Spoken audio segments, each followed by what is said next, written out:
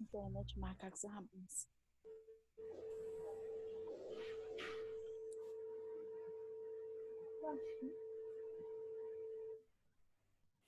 Bom, dando sequência aqui, então. Bernardo, Oi. tem como tirar essa janelinha, esse B da figura? Tem compartilhamento de tela para vocês, não? Tá aparecendo agora? Tá. Aí, tá. Era pra estar É porque aparecendo. enquanto eu tiver aqui no rostinho, não tem importância, mas na hora que tiver tipo, um escrito aí. Não, mas eu achei que já estava, perdoa. Bom, vamos dar sequência. Então, os músculos na mímica facial. Eles são músculos responsáveis pela nossa mímica facial, pela nossa expressão. Primeira coisa, eu sempre falei, pessoal, não vamos falar hoje muito de ocioide. Quando a gente falar de inervação, a gente fala de ocioide. Aí eu falei para vocês, pessoal, quando a gente falar um pouco de inervação, nós não vamos falar muito do facial hoje, não, que é o sétimo par de nervo craniano. Vamos deixar para falar ele quando a gente falar de musculaturas da mímica facial.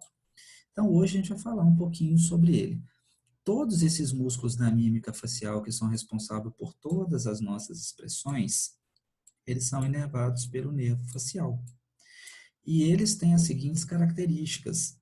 São músculos mais superficializados, logo abaixo da epiderme. Por quê? Porque eles precisam estar o tempo todo próximo e inseridos na pele, porque qualquer alteração de mímica facial, sendo em qualquer uma dessas situações aqui que aconteçam, ele precisa estar perto da pele para que ele movimente a pele, para que ele contraia a pele, tá? Então, vamos dar uma olhada aqui. O primeiro, toda vez que eu falar do músculo aqui, gente, ó, ele sempre vai estar em verde aqui. Então, o que eu quero que vocês prestem atenção? Esse músculo aqui é o primeiro que nós vamos ver, ele chama occipito frontal. Olha que interessante aqui. Só um minutinho. O áudio tá péssimo. Mandaram no chat. Tá ruim mesmo?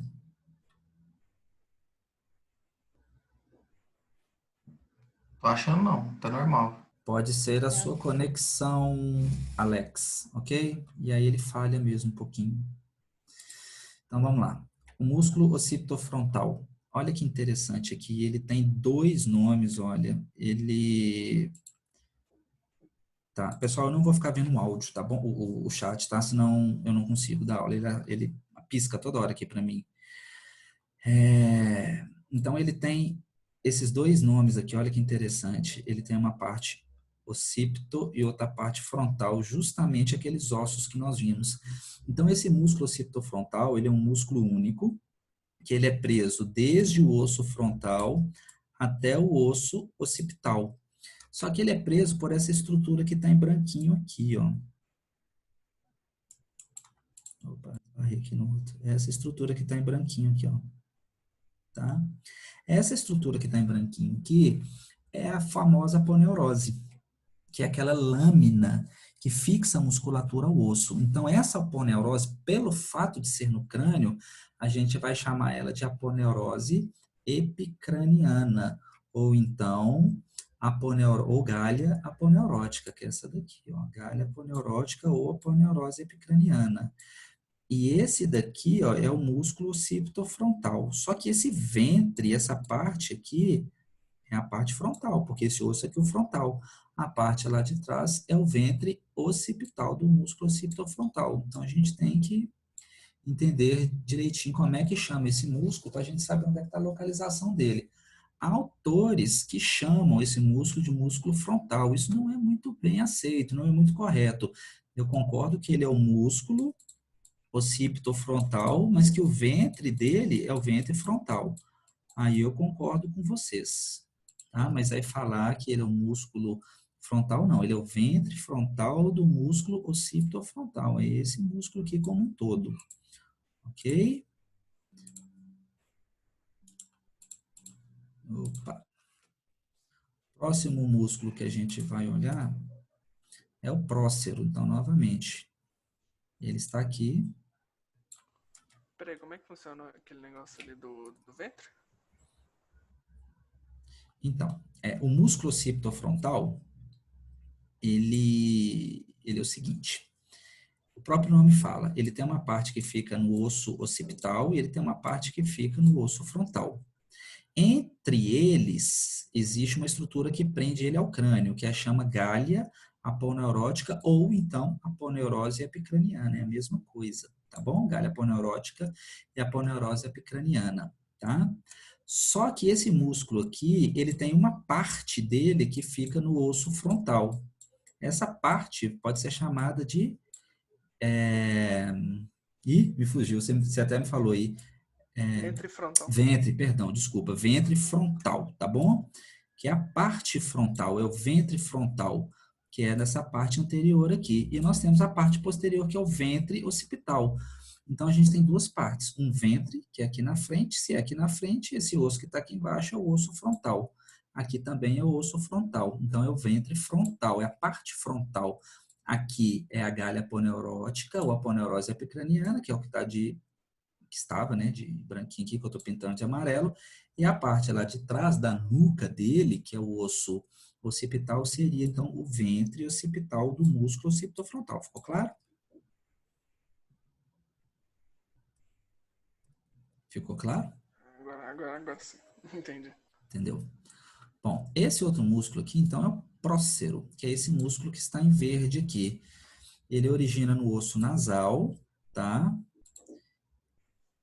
E aí, originando no osso nasal, ele vai pegar a parte medial do supercílio e jogar para baixo. Ele pega a parte medial do supercílio e joga para baixo, e a parte medial do supercílio joga para baixo. A função dele, quem faz isso, é o músculo prócero. Lembrando que nada muda. Inervação é sempre sétimo par de nervo craniano, denominado nervo facial. Tá bom? É quem faz toda essa inervação dessa musculatura. Esse, então, é o prócero. O próximo, então, é o corrugador do supercílio. Para vocês terem ideia, no slide anterior, vocês viram que tinha um músculo aqui, ó. E nesse slide nós removemos ele, justamente por causa disso aqui, ó. O músculo corrugador do supercílio, que é esse que está em verde aqui, ele é coberto pelo músculo orbicular do olho e também pelo músculo occipitofrontal, que é esse que está aqui, ó, verdinho aqui, vou pintar ele aqui um pouquinho.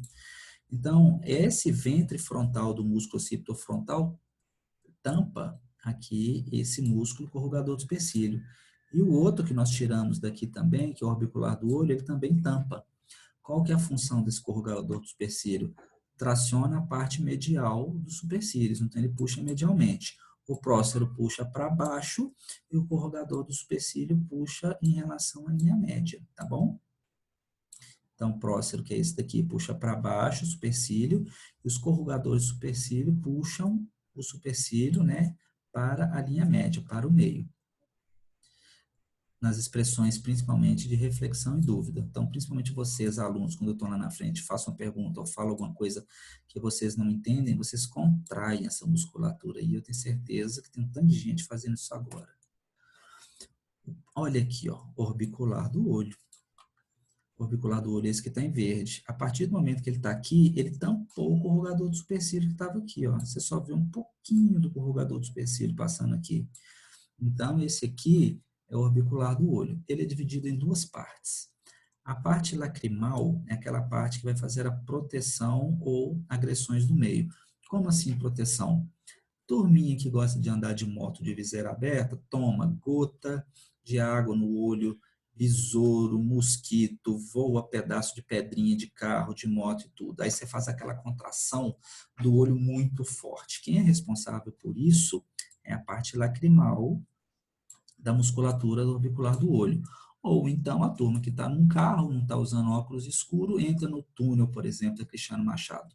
Aí a pupila dilata para receber mais luz, para você enxergar mais. Quando o túnel termina e você sai, a sua pupila ela contrai rapidamente e, ao mesmo tempo, o seu olho fecha, principalmente naqueles casos onde as pessoas têm aquela alteração de visão que chama fotofobia, que é aquela dificuldade com excesso de luminosidade.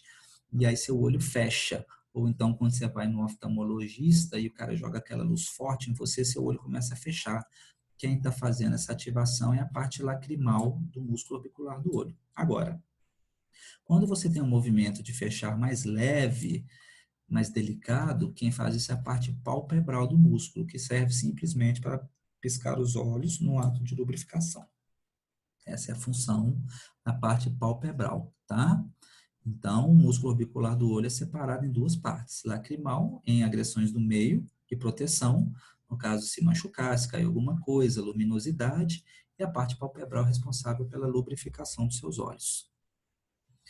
O próximo músculo que nós vamos ver é o nasal. O nasal também ele tem duas partes, tá?